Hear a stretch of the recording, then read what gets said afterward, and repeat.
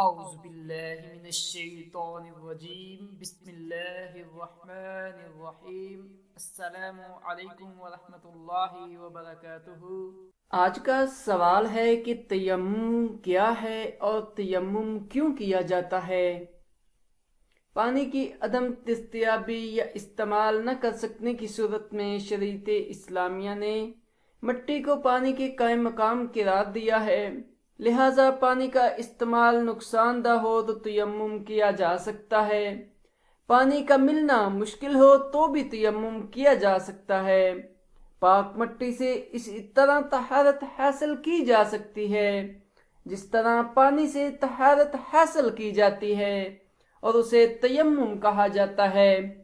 ارشاد باری تعالی ہے، وَإِن كُنتُم مَّرْضَىٰ أَوْ عَلَىٰ سَفَرٍ أَوْ جَاءَ أَحَدُكُم مِّنَ الْغَائِطِ أَوْ لَمَسْتُمُ النِّسَاءَ فَلَمْ تَجِدُوا مَاءً فَتَيَمَّمُوا صَعِيدًا طَيِّبًا فَامْسَحُوا بِوُجُوهِكُمْ وَأَيْدِيكُمْ مِنْهُ۔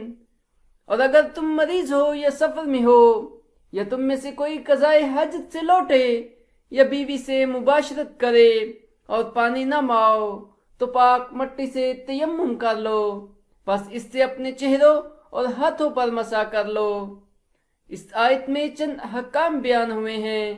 تیمم غسل کی ضرورت بھی پوری کرتا ہے اور وضو کی بھی۔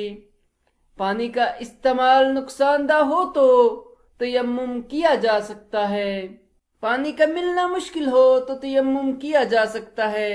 تیمم پاک مٹی سے کیا جاتا ہے۔